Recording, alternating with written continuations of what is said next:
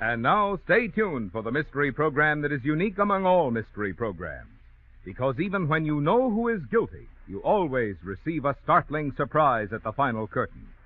In the Signal Oil program, The Whistler.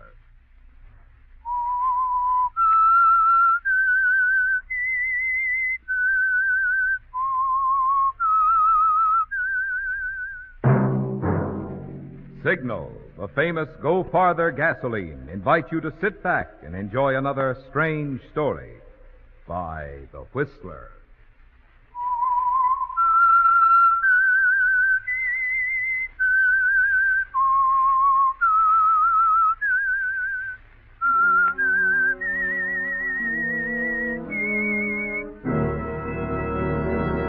I am the Whistler, and I know many things, for I walk by night. I know many strange tales hidden in the hearts of men and women who have stepped into the shadows. Yes, I know the nameless terrors of which they dare not speak. And now for the Signal Oil Company, The Whistler's strange story, Lady in Waiting.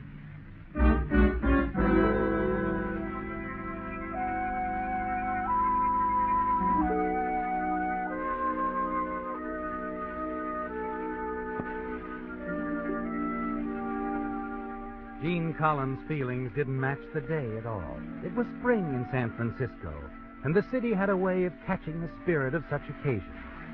Jean entered a substantial-looking office building, paused near a flight of stairs, her eyes examining the directory, until they came to rest on John Bradley, attorney at law, room 208. Jean went up the stairs, forcing herself, determined to keep the appointment, even though she was more afraid than ever. When she opened the door, the secretary ushered her into Bradley's office. Oh, hello. You're Miss Jean Collins. Yes, I called. Yes, of course. Sit down, Miss Collins. Thank you. You seem nervous. Is there something? It's just that I'm not sure you can help me, Mr. Bradley, and no one else knows what I'm about to tell you. And no one else will. Whether I handle the case or not. That make it easier? Yes, much. Well, it's quite simple, in a way. The facts, I mean. You see, I was keeping company with someone a number of months ago. At the time, I thought he was a very fine man. Go on. I wasn't in love with him, but he was kind and thoughtful and in love with me. I only tell you that so you understand. I do understand. Well, anyway, he wanted me to marry him. He said we'd go away, travel around the world for a few years. We kept talking about that. I'm afraid that waiting for me to give him an answer is what kept me here. Well, the case isn't too unusual yet, Miss Collins. I haven't told you his name. He's Frank Hodgson. Hodgson? Not the one... Yes. Believe me, I didn't know any more about that part of his life than anyone else. He never told me. And to meet him, Mr. Bradley, you'd never guess. He was a perfect gentleman. I'd never met anyone who... He got 20 years, didn't he? Yes. I remember reading about it. Quite a list of charges. You doubt his guilt, is that it? Want me to... No, Mr. Bradley, that isn't it. Well, I'm glad. The evidence against him at the trial was pretty conclusive. Yes, I know. I want you to do something else. Maybe you won't be able to, I'm not sure. Frank might be stubborn about it. Have you seen him? No, he refused to see me. My name never came up as far as the rest of the world knows. I never even knew him. Mm-hmm. Then your problem? Every month, in the mailbox at my apartment, I find an envelope filled with currency. That's a problem. You don't understand. I know that somehow Frank Hardison's sending that money. I want it stopped. I haven't touched the cent of it. I don't want to. But I thought if a lawyer talked to him, explained to Frank that he's really doing me more harm than good. You see, I have a rather responsible position, Mr. Bradley, and the people I work with ever thought... Of course. Why don't you go home and forget it, Miss Collins? I'll handle it. I'll drive up and see Hardison tomorrow. Oh, thank you. Well, when will I know? I'll be terribly anxious. Could you meet me here about 4 o'clock tomorrow afternoon? Oh, no, I'm sorry. You see, I'm with a publicity concern, Mr. Bradley. We have an important meeting, a client, tomorrow afternoon. Well, then why not meet me after hours? The Blue Star Cocktail Lounge, 6 o'clock. All right. And I'll have all the answers for you. I hope so.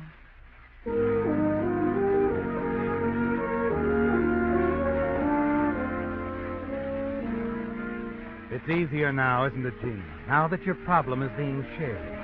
And somehow you feel a sense of confidence in attorney John Bradley. Riding home in a cab, you hope that it will go as simply as Bradley seems to anticipate. In front of the Oxford Arms, you're suddenly aware that the cab has stopped. That the Oxford Arms doorman is smiling at you, waiting for you to step out. You with us, Miss Jean? What? Oh, sorry, Dan. Dreaming again. Here you are, driver. Thank you, Miss. It's a fine spring day like this, Miss Jean. You should leave that desk of yours and get outside. Go for a walk through Golden Gate Park. Nothing like being outdoors. Dan, you're wonderful. How are you feeling? Ma'am, it's spring. No, I mean really. Oh, no. I'm all right. I'm fine. You think you should work like this, Dan? Well, it's outdoors. Doctor says that's where I ought to be. All right. Just worried about you. You know, there should be more like you, Miss Jean. The way you looked and acted the past few days, I guess you've got things on your own mind. Dan, there should be more like you. You notice that? Now, it's just a business worry, Dan. And I think it'll be all cleared up by tomorrow evening.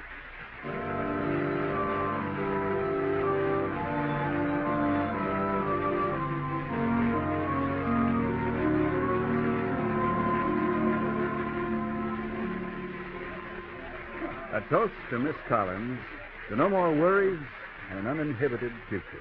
Oh, Mr. Bradley, I'm so glad it went that way. You're not drinking. Oh, well, I really don't feel like it. I'm just happy that Frank didn't give you any trouble, that he understood. Oh, he did, perfectly.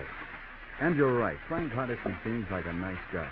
Yes, it's hard to believe he could have done all those other things. Oh, I don't know. In my line, you soon discover that most people have many different sides. Well, let's talk about you. You still have a problem. Oh? Mm-hmm, yourself. Well, you've been brooding about all this. Can I help you forget it some way? Huh? Oh, good start might be a steak dinner at Rocco's Castle. You can look down at the city and tell it that Gene Collins isn't going to worry anymore about anything. I shouldn't. You should. Is this a service you provide for all your clients, Mr. Bradley? No. You pay for it if you like. I'll be your first charity. What do you mean? All that money that's accumulated, Hardison doesn't want it back. He hasn't much use for it where he is. He suggests that you deduct my fee and give the rest to your favorite charity. Oh? And my fee includes a steak dinner. Fair enough? Then I'll drive you straight home. All right. Fair enough, Mr. Bradley.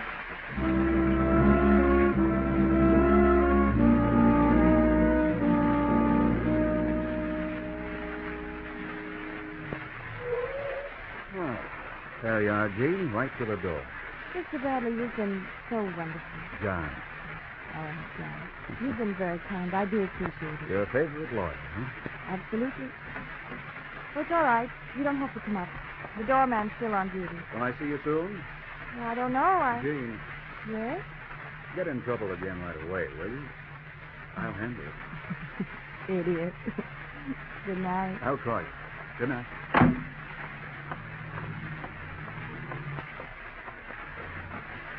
Well, evening, Miss Jean. Hello, Dan. Well, the spring days kept alive into the night. You're happy, Miss Jean. Yes. Good night, Dan. Oh, wait a minute. Did you get something, Miss Jean? No. Dan. Yes? Dan, I don't want you to think I'm poking my nose into other people's business, but I want to ask you something. Sure, Miss. You're not really very well, are you, Dan? Oh. No, please. Oh. I just want to know, if you had some money, quite a bit of money, is there any doctor that could help you? Miss Jean, they should be more like you. Man, I'll not forget this. Tell me, Dan. I'll tell you this. A long time ago, I had all the care of a man could have. Just standing by the door now, waiting my turn. I'm sorry. Oh, baby. Forget it, Miss Jean. Only, I won't ever forget you. Good night, dear.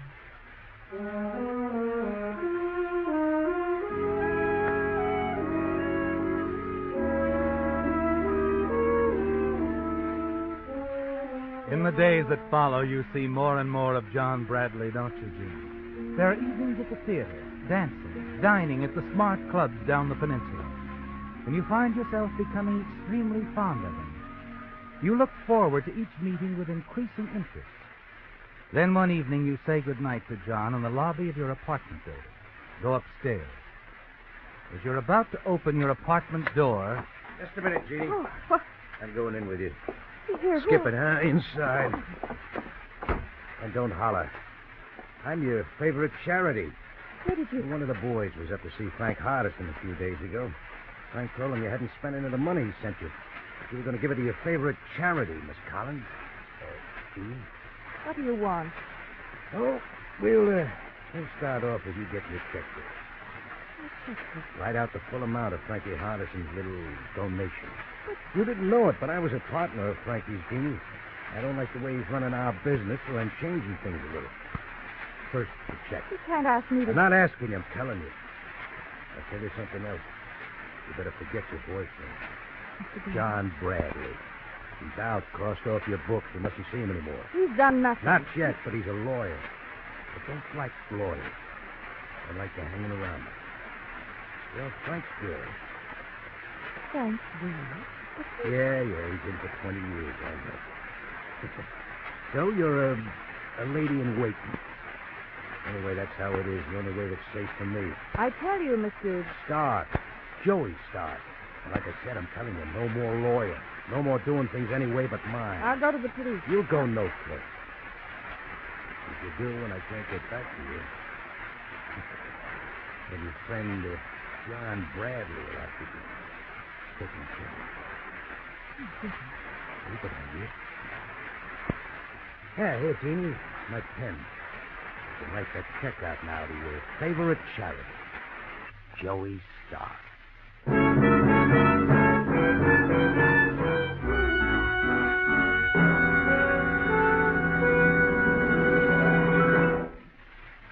For 9 consecutive years now, Signal Oil Company has been sponsoring The Whistler. That's a long time for a radio program, yet short compared with the 21 years Signal has served the West. However, just as The Whistler has grown to be the most popular West Coast program in radio history, Signal has grown, too. Grown from a small start in Southern California into an organization now serving 7 Pacific Coast states from Canada to Mexico. Now, obviously, there must be good reasons why so many motorists have switched to Signal gasoline. And there are. There's the good mileage, which has made Signal famous as the Go Farther gasoline. There's the way Signal delivers that good mileage by helping your engine run so efficiently you save gasoline. Save with quick starting, save with smooth pickup, free of balking and hesitation. Save with full power that gets you into high gear fast, helps you stay there, with a minimum of shifting on hills or in traffic.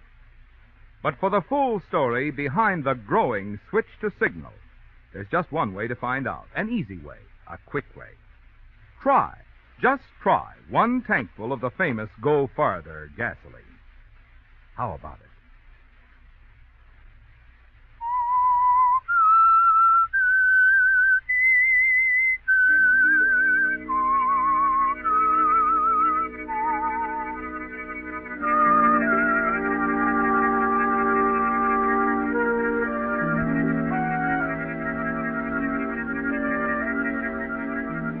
It vanished in an instant, didn't it, Gene? The hope for a bright, clean future.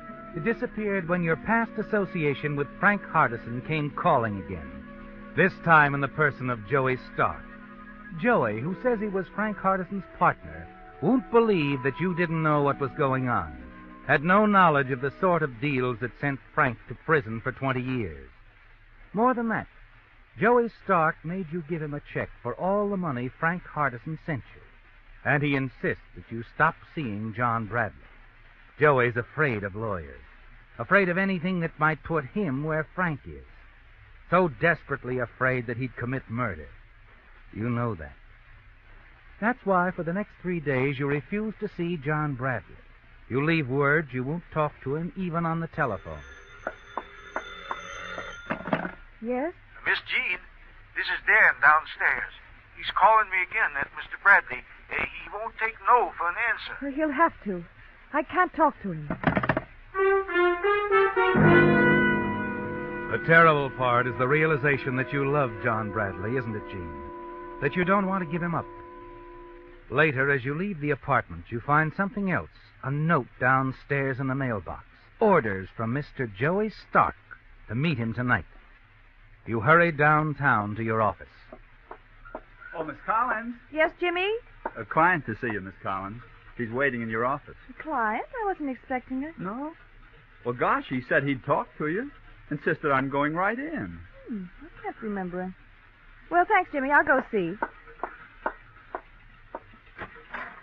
Hello, Jane. John, you shouldn't have come here. I'm staying right here until you talk to me. Until you tell me what's wrong. Close the door. But... It's nothing, John. Why have you refused to see me? Why aren't you in when I call? John, You even have the doorman at your apartment making excuses when I know he's lying. Jane, if it's something I've done... No, you haven't done anything. Then who has? Oh, what's it all about? John, if I tell you, if I give you the real reason, will you go away? Promise me. Tell me, Jane.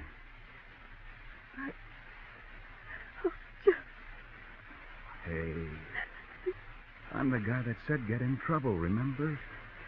Your favorite lawyer? Come on.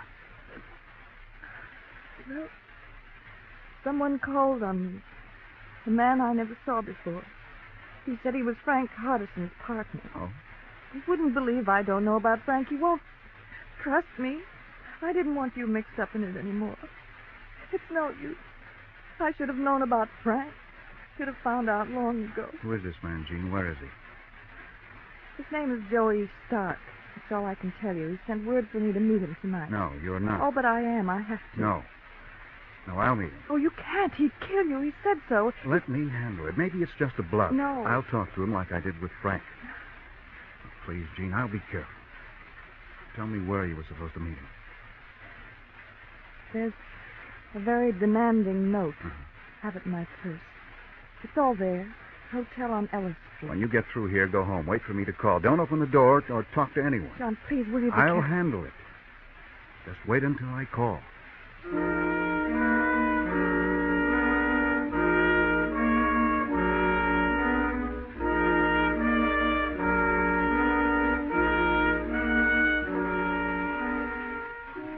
The waiting isn't easy, is it, Jim? Not when you realize what might happen. The afternoon at the office drags on, almost endlessly. You catch a hurried dinner on the way home, scarcely touching the food. And then home, to an apartment that seems to turn into a prison cell. You pace it nervously, retracing your steps, staring at the telephone. About 9 o'clock, it's almost too much to bear any longer. And then... Yes? Jane, John, are you all right? there's nothing to worry about. Did you go to his hotel? Yes. You saw him. Yes, Jane. We'd better not talk anymore on the phone. Can you come over? I don't think I should. John, is everything all right? There's nothing to worry about. I'll come by in the morning before you go to work. Please, Jane, it's best that way. And in the meantime, Yes? no matter what you might hear, remember, there's nothing to worry about. Nothing at all. Not now. As the receiver clicks in your ear, you wonder what he means by not now. But there's no use trying to guess, Gene. Nothing to do but wait until morning. You spend an almost sleepless night, and then rush to the door to greet him as the buzzer sounds. Oh, John, I've been so... Who are you? Lieutenant Williams, homicide, and this Sergeant Lacy. Maybe step in, Miss Collins. Homicide? I don't understand. There's some things we don't understand, Miss Collins. Can we talk it over? Mm-hmm. Sit down. It won't be necessary. I'll come right to the point, Miss Collins. Did you write this check to Joey Stark? Oh, yes. Yes, I did. What did you We say? found it on the body of Joey Stark. in the body? That's right. He was found late last night, brought into the morgue. Took a little while to look you up, but naturally we're interested in learning the connection between you and this man. That's quite a sum. Oh, please, I don't know anything about it. Of course, I wrote the check, but For what? Did you go to Joey Stark's hotel at any time last night? No. You didn't leave your apartment here, I suppose. no, I didn't go there. I tell you, I was supposed to, but something happened. I changed my mind. Lacey. Yeah? The doorman on duty. Get him and bring him up here. Check. We'll see if he's got a memory. Now, Miss Collins, why don't you tell me what it's all about? Blackmail setter? No. I tell you, I... Oh. Oh, Expecting somebody? no.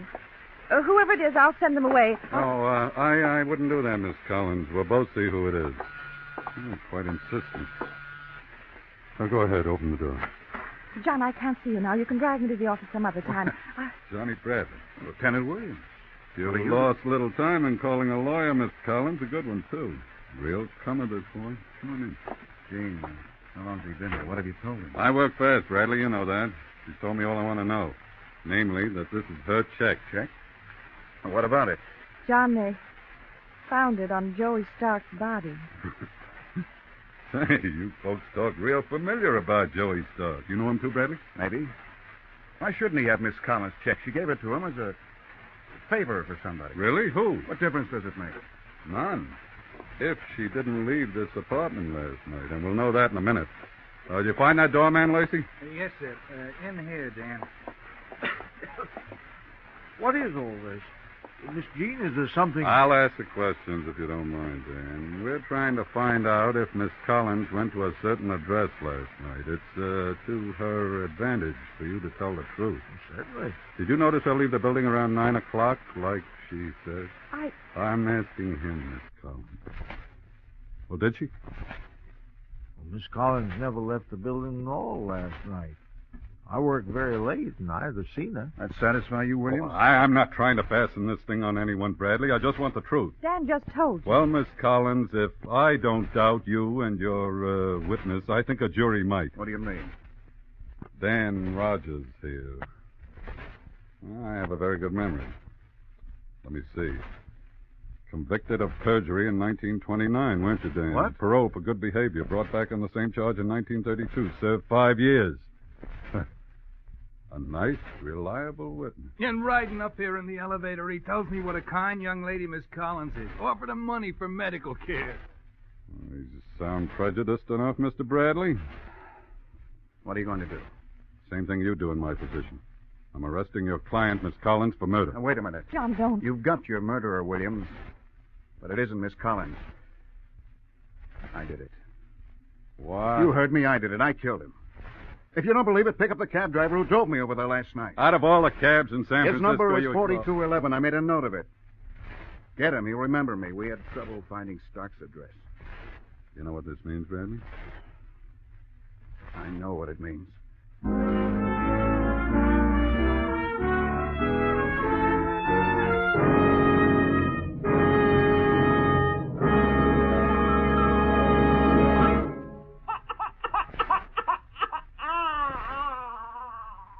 A baby has a way of letting you know when it's time to change. Too bad your car hasn't a way of letting you know when it's time to change oil.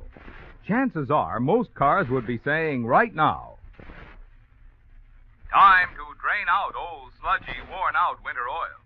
Time to change to Signal Premium. Signal Premium, heavy-duty Signal Premium. Now, there's the oil that really protects your car. This proved and improved heavy-duty Signal oil does more, much more than just lubricate. In addition, Signal Premium motor oil cools, cleans, cushions, seals, and protects. Result? Tests under all types of driving conditions prove new Signal Premium motor oil reduces engine wear 50%. Your engine keeps its like-new pep and power twice as long. So, since it's time to change, this time give your car a change for the better. Change to new heavy-duty Signal Premium motor oil at a Signal station where you see that sign outside. Time to change. Time to change.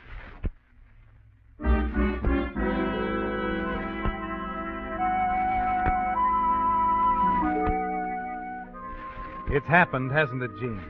All that you feared from that very first day when you decided that someone might be able to help you in your problem with Frank Hardison. And there's nothing you can do. It's too late. It was too late the moment you let John Bradley talk you into breaking that appointment with Joey Stark. You're sure that John went there, murdered Stark for you, admitted it to Lieutenant Williams to save you. And now they're about to prove his story. Less than an hour later, as you all wait in your apartment, they have the cab driver who took John Bradley to Stark's hotel. One glance, and he makes the identification. Yep, I drove him to the hotel about 9 p.m. That's right. Oh, John, why didn't you let me Did stay? you wait while he went up to Stark's room, driver? Nope. He went up, though. I saw him walk through the lobby and start up the stairs. I picked up another fare and drove off. I see. That all, Lieutenant? Yeah, you can go. You too, Dan. Hey, wait a minute. What's the matter? My other fare. The fare I brought back. It was him. Danny? Sure, the old man here. He come walking out of the hotel as Mr. Bradley went in. Past him. How about it, Dan? I never forget a face, Lieutenant. So that's it, Bradley. Stark was dead when you got there, wasn't he? You lied because you thought that Miss Collins... Yes. Yes, that's the way it was. Want to argue the point, Dan? No, it wouldn't do much good, I guess. Dan, you killed him. Why? Wait a minute, Gene. He shouldn't talk in front of the police. Dan, let me handle Oh, don't worry about it, son. They put me on trial. The jury better not stay out too long. Dan, tell me. Why? How did you even know about Joey Stark? Oh, I knew about a lot of things, Miss Jean, and it wasn't just for you. It was for Frank. Frank? Mm-hmm. Frank Hardison put me on that door downstairs the day you moved in here. I left the envelopes with the money, stopped leaving them, whatever Frank said. Dan, you once said that someone else paid some medical expenses for you. Was it Frank Hardison? Yes, Miss Jean, it was Frank.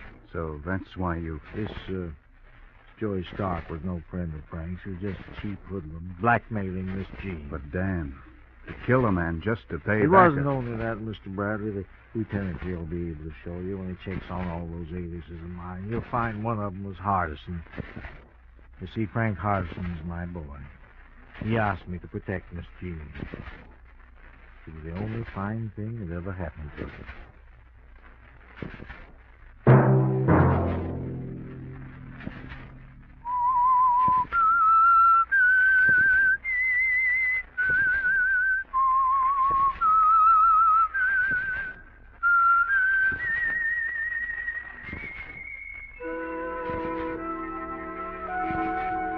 Let that whistle be your signal for the Signal Oil program, The Whistler, each Sunday night at this same time. Meantime, Signal Oil Company and the friendly independent dealers who help you go farther with Signal gasoline hope you'll remember. Regardless of what gasoline you use, you'll enjoy more miles of happy driving. If you drive at sensible speeds, obey traffic regulations, and avoid taking chances, you may even save a life, possibly your own.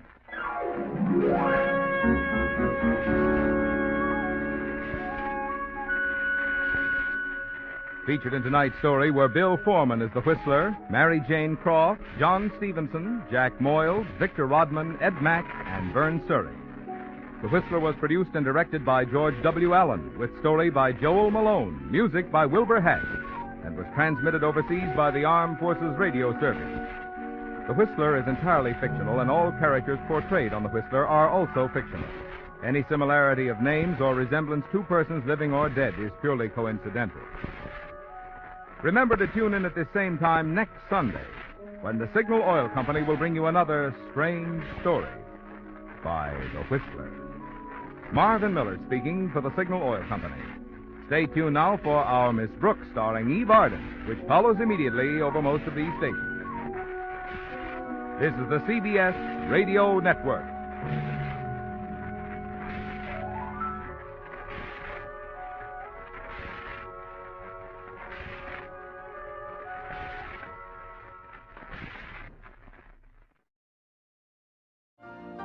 You've been listening to the OTR Gold Network. Find more classic radio at otrgold.com.